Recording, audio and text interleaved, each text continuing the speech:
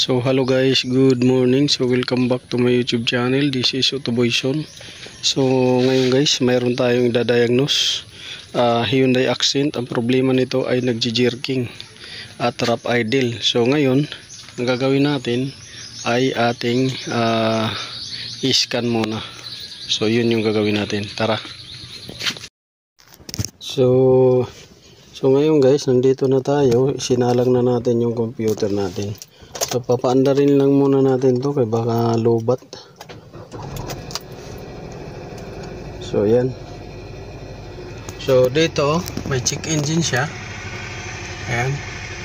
So mayroon siyang check engine. Ayun. Check engine. Tapos yung RPM niya mataas.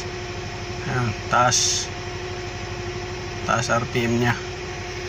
So ngayon nagji-jerking siya. Jerking.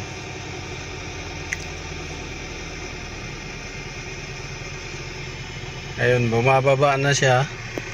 Tapos malakas yung jerking. So nanginginig yung buong sasakyan. Jerking, tapos nagbe-blink yung check engine. So dito yung scanner natin ay parang nagtitrip, kulang yata ng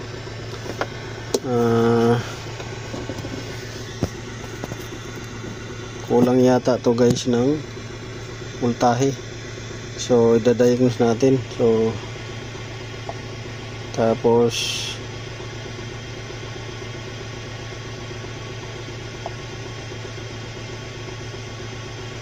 kunin natin yung ano niya, fault code. So dito next engine control module, read store DTC. Tapos Hyundai to, Hyundai dito tayo. So ang nabasa niya P04 cylinder 4 misfire detected, P02 cylinder home. So ang problema nito ay spark plug. Kung hindi spark plug, ignition coil, kasi halos lahat lumabas. So yan yung fault code nya. So ngayon guys, ang gagawin natin dito guys ngayon ay tatanggalin natin yung spark plug at saka ignition coil. Titingnan natin kung anong nangyayari. So sa mga misfire issue, kadalasan yan spark plug, ignition coil at saka itong injector. Yan. So yan yung gagawin natin. Tatanggalin natin yan. So dito guys, natanggal na natin yung cover. So ang gagawin natin ngayon ay tatanggalin natin tong ignition coil. Ignition coil ang tatanggalin muna natin. Yan.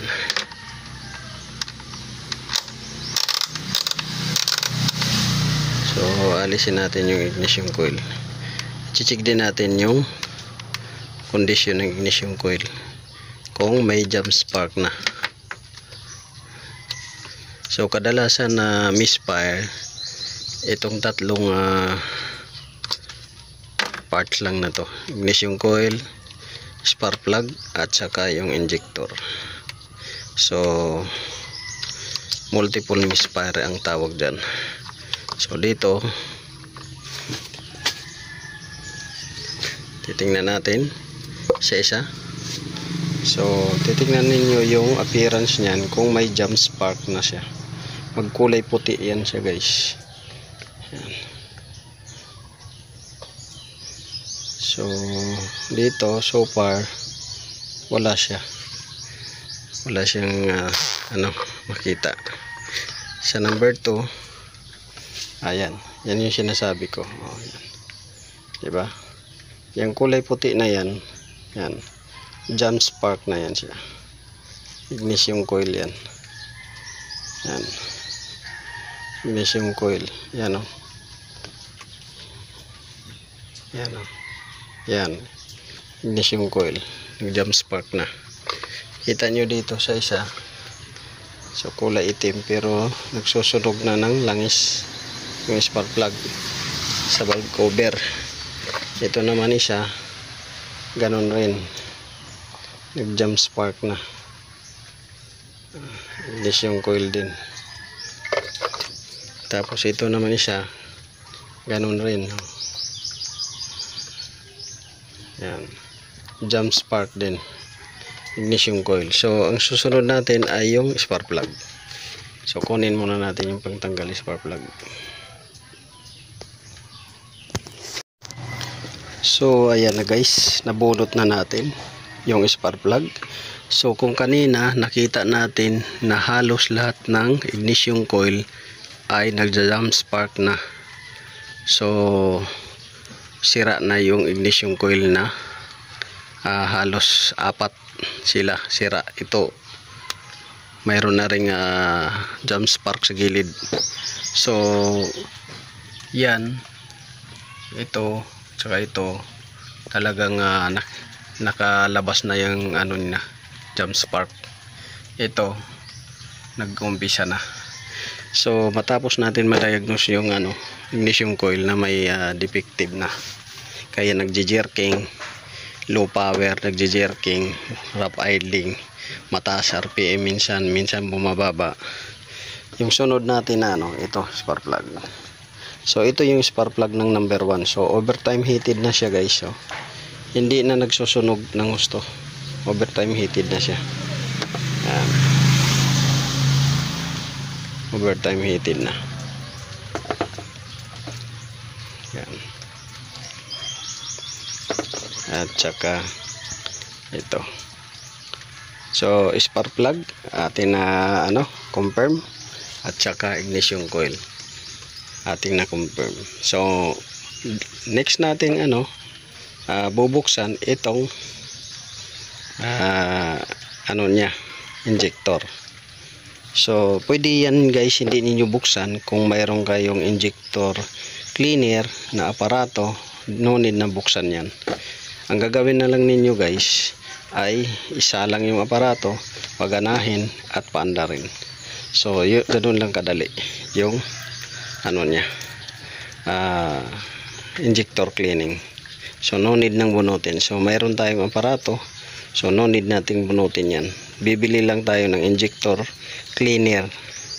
So nabibili yan, injector cleaner, ilalagay lang ninyo guys sa gasolina, ihalo ninyo at isasalang ninyo yung aparato. So yan yung pangatlo nating gagawin. So for the meantime, hindi man tayo makakuha ng matinong andar, kailangan ito bago at saka yung bago rin ignition coil. So ganun lang guys yung gagawin natin. So the rest to be follow na yung paglilinis nitong BBT nya. Itong BBT kasi guys, magkukos din to ng rough idling at saka low power. Tapos itong cam sensor dito, yan, ganun rin, magkukos ng low power at saka yung rough idle. So bibilhan muna natin to spark plug at saka yung ignition coil, bibilhan, saka natin to gagalawin. Ito, gagalawin natin yan, BBT, camshaft sensor, at saka itong isa dito. Yan, mayroon pang isa dyan. So yung iba lilinisan natin. Yung throttle, lilinisan natin yung throttle. So kailangan mabilhan muna to, kasi kahit na nalinisan yon, yung sinasabi ko sa inyo, BBT, camshaft sensor, throttle body, iyak valve, forge valve, at yung oxygen sensor, yun hindi pa rin tayo makakuha ng matinong andar dahil dito at saka doon mamamalya pa rin yan. So ito muna yung first step, at saka yun ignition coil at saka spark plug. So yun lang, sana ay nakakuha kayo ng konting kalam guys. So kung nagustuhan nyo yung guys yung video natin ngayon, don't forget to like, share, subscribe my YouTube channel Otto Boyson. So pakipalo na rin guys ng ating page Ubic Irish Asarcon. So yun yung profile page ko. So ngayon susunod naman natin is yung ibang sasakyan naman na ating idadiagnose. So yun. So magandang hapon. God bless you all.